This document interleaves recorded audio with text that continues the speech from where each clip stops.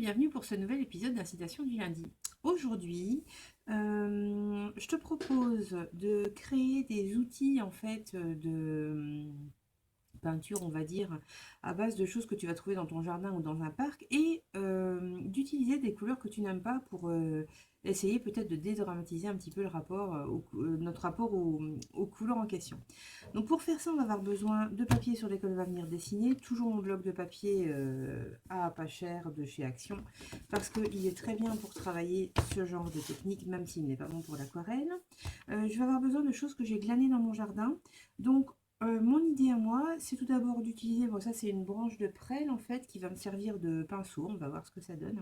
Et j'ai envie de me créer un pinceau, donc avec un petit morceau de bois, et ça ce sont des petites tiges de glycine que j'ai été ramasser tout à l'heure et on va transformer ça en pinceau.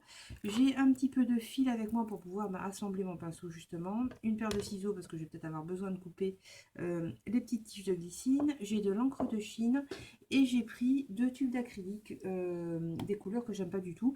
J'imagine que tu es comme moi, on a tendance à acheter toujours plus de matériel que ce qu'on a besoin et parfois même de prendre des couleurs qui ne nous plaisent pas du tout. On ne sait pas trop pourquoi, mais on est attiré quand même, donc on les achète et puis on se rend compte qu'en fait on ne les utilise pas parce que eh bien, ça ne fait pas du tout partie de nos couleurs. Il est translucide en plus celui-ci. Enfin bref, et ça ne fait pas partie de nos couleurs préférées. Moi, tout ce qui est rouge, jaune, tout ça, j'aime pas trop ça. Et pourtant, ben, j'en achète quand même de temps en temps. Et celle-ci, c'est un bleu, mais nacré. Et je ne me rappelle plus pourquoi j'ai acheté ça non plus. Mais bon, bref, voilà, ça devait être une inspiration subite comme ça. J'ai aussi mon heat gun à côté de moi. Comme ça, j'accélérais un petit peu le séchage de l'encre de Chine pour pouvoir passer à la couleur après. Et bien entendu, ma tasse de thé parce que c'est toujours intéressant d'avoir un petit coup à boire avec ça, avec soi. Ça permet de prendre du recul, de réfléchir et puis d'être un petit peu cosy, bien installé. Et donc, on va commencer donc par la création de notre pinceau. Alors, si tu es comme moi et que tu as des tiges de glycine, tu verras qu'il y a un côté plus épais en fait à la tige, hop, et un côté beaucoup plus fin. En réalité, j'ai bien envie d'utiliser les 2 tiges, donc en fait, je me dis que je ferais peut-être bien un pinceau à 2 têtes en fait. On va voir ça. Donc je vais commencer par mettre les côtés fins ensemble, on va dire, voilà, comme ceci, en essayant de les mettre à la même hauteur, histoire d'avoir quelque chose d'un peu cohérent. Et je vais rassembler tout ça en fait en un espèce de plumet de pinceau, quoi.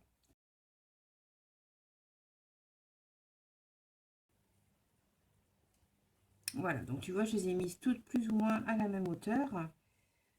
Et en fait, je vais rajouter à mon matériel un petit peu de masking tape parce que ça va m'aider quand même au moment de découper tout ça. Hop, voilà, donc je vais couper un petit morceau de masking tape et je vais enrouler. Voilà. Je viens enrouler comme ceci. Hop, mon petit fagot. Et je vais le couper au milieu. Voilà, comme ça, mon autre fagot est bien attaché lui aussi. Et maintenant, en fait, il va s'agir de venir fixer, eh bien, en fait, mon petit fagot sur ce morceau de bois. Je vais prendre un morceau de fil.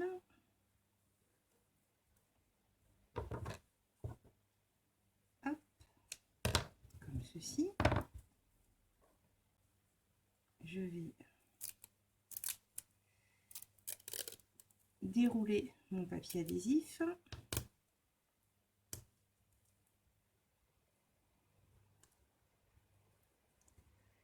Et je vais venir étaler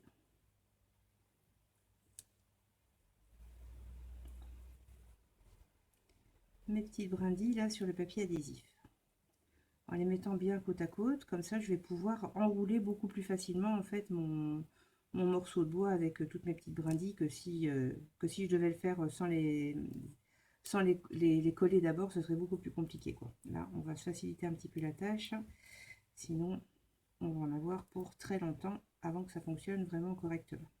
Voilà, donc maintenant que j'ai fait ça, il va me rester à enrouler mes petites brindilles autour de mon morceau de bois. Donc tu vois, mon bout de bois ici au bout, il est assez irrégulier, donc je vais couper ça. Voilà, histoire d'avoir une petite branche qui est bien régulière, quoi. Et je vais venir enrouler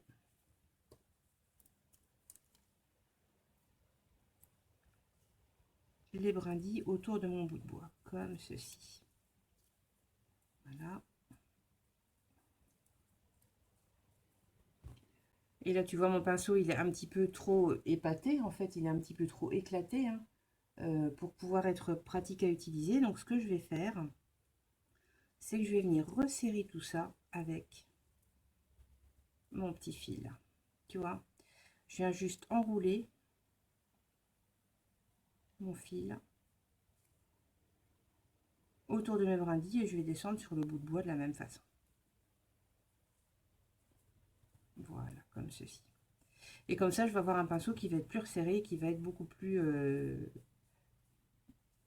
utilisable, on va dire, que si je ne faisais pas ça.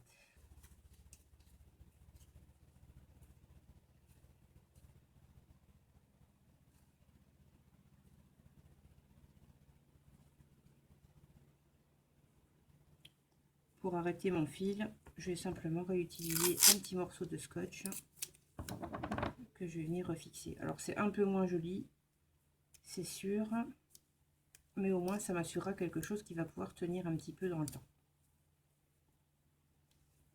Voilà, et là j'ai ma première partie de pinceau. Et comme je te disais, je suis un peu curieuse, en fait, envie en fait de voir si ça peut me donner quelque chose d'intéressant aussi. Donc je vais faire exactement la même chose qu'avec la partie fine. Et voilà mon super pinceau réalisé. Maintenant je n'ai plus qu'à l'essayer.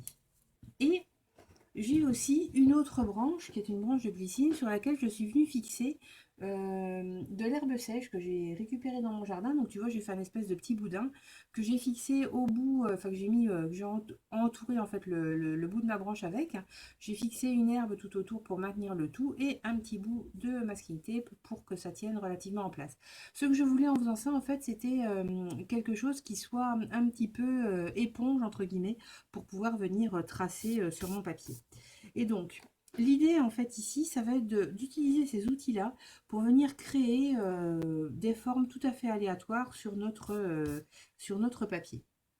Donc, on est vraiment dans une expérimentation pure, hein, donc on va y aller à fond. Je vais vraiment tenir, tu vois ici, moi j'ai ma branche de prêle, je la tiens vraiment tout à l'extrémité, donc tu vois c'est assez long, et je vais me reculer au maximum et je vais regarder ce que ça fait quand je la pose sur mon papier.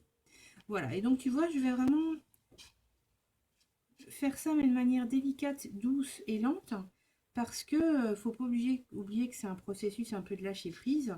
On n'est pas pressé, c'est plutôt pas mal. Si tu n'as pas de problème avec ta main non dominante, n'hésite pas à utiliser ici ta main non dominante pour créer ce genre de choses. C'est d'autant plus invitant, on va dire, pour le lâcher prise. Moi, ma main non dominante n'est toujours pas réparée, donc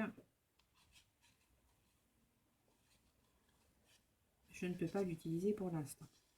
Voilà, donc tu vois, je vais essayer mes trois outils ici et voir ce que ça donne. Oh, ça c'est très très chouette.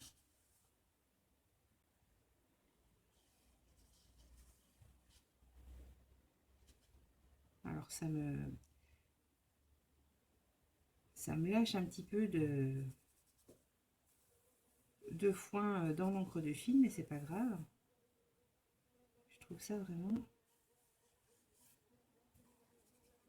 En parlant de jouer surtout, enfin ça c'est vraiment une pratique qui est vraiment très intuitive et qui est vraiment dans le lâcher prise, donc faut pas du tout hésiter à, à faire ce qui te fait envie, à aller au-delà de ce que je te montre et à te laisser vraiment guider par ton instinct, par ce qui a envie d'arriver. Enfin voilà, vraiment là il faut vraiment s'écouter à tout prix. Donc, voilà, je viens juste tester là mes outils que j'ai créés comme ça, mes outils du jardin.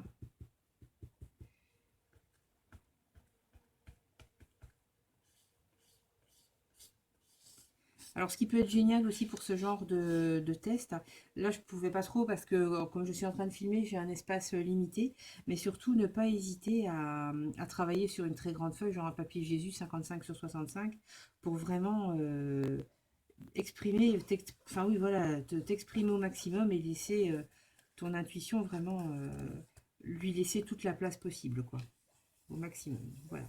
Donc moi, je vais en rester là parce que ma feuille est petite, donc je pense que c'est assez comme ça. Et je vais sécher un petit peu avec mon heat gun. Voilà, c'est plutôt pas mal.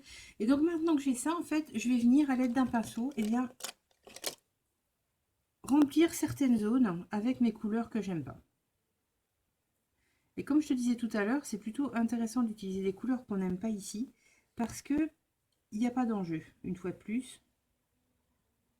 Comme on est parti sur quelque chose de toute façon qui est destiné à être très approximatif, pas forcément très réussi, eh bien on est beaucoup moins embêté en fait de venir utiliser des couleurs une fois de plus qu'on n'aime pas du tout, parce qu'on sait qu'on va pas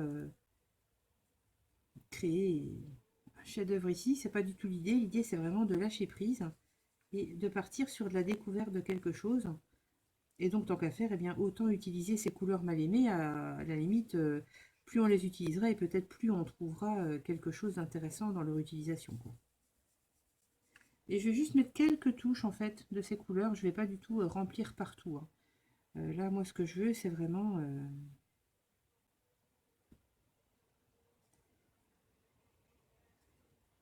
mettre quelques zones de couleurs par-ci par-là. C'est vraiment tout ce qui m'importe.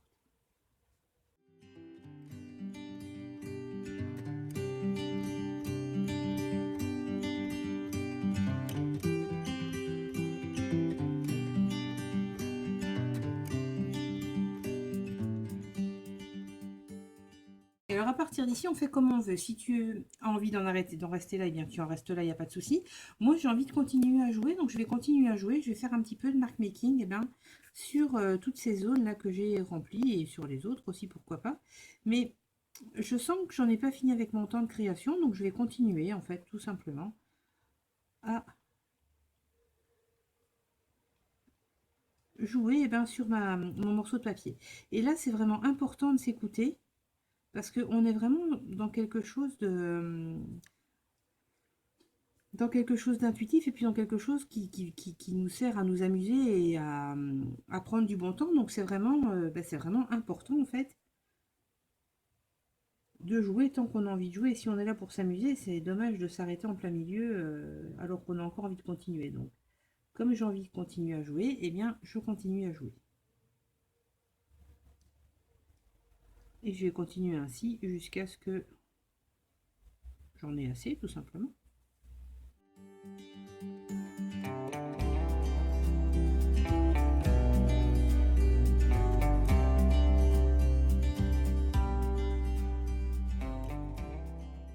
Ok, et je pense que je vais en rester là pour moi, ça me paraît suffisant.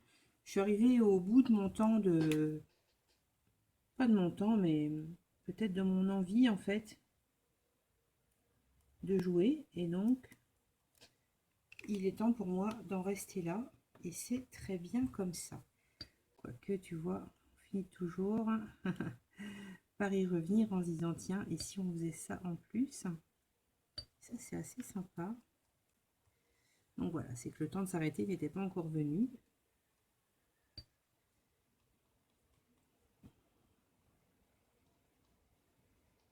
Et donc, je laisse libre cours à l'envie de continuer.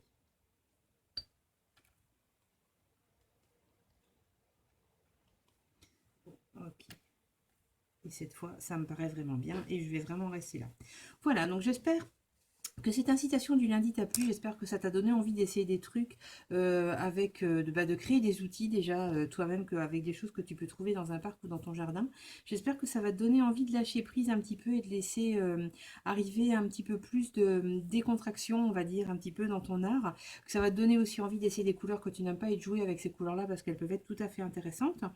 Moi, pour ma part, c'est quelque chose que j'aime beaucoup réaliser de temps à autre, parce que ça me permet de jouer avec des couleurs inhabituelles pour moi et parfois de les redécouvrir et parfois de pouvoir les intégrer en fait dans ma pratique habituelle. Et j'aime bien aussi ce côté jeu avec des éléments naturels et avec des outils fabriqués moi-même en fait, parce que j'ai l'impression que ça me reconnecte en fait un peu plus à la nature et que ça me permet de travailler de manière un peu plus brute, on va dire, et d'un peu plus, comment dire, oui, moins raffiné, enfin plus direct en quelque sorte. Voilà, donc surtout si tu as réalisé quelque chose à partir de cette incitation, eh ben, n'hésite pas à nous montrer sur le groupe Facebook parce qu'on est toujours très très curieuse de voir ben, ce que les autres ont fait. Moi de mon côté, je te souhaite une très jolie semaine créative et je te dis à lundi prochain pour une prochaine vidéo d'incitation. À très vite.